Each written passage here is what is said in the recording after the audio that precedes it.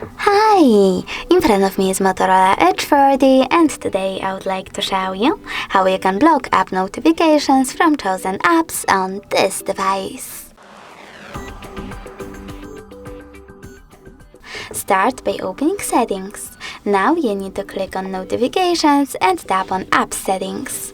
Following that, click on Most Recent and select one of those options. I will go with Most Frequent.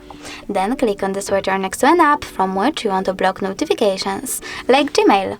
As you can see now, all notifications from Gmail are blocked. If you wish to enable them, just click on the same switcher. But you can also just click on one of your apps and manage all notifications from here.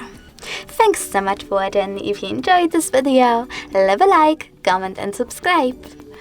Bye!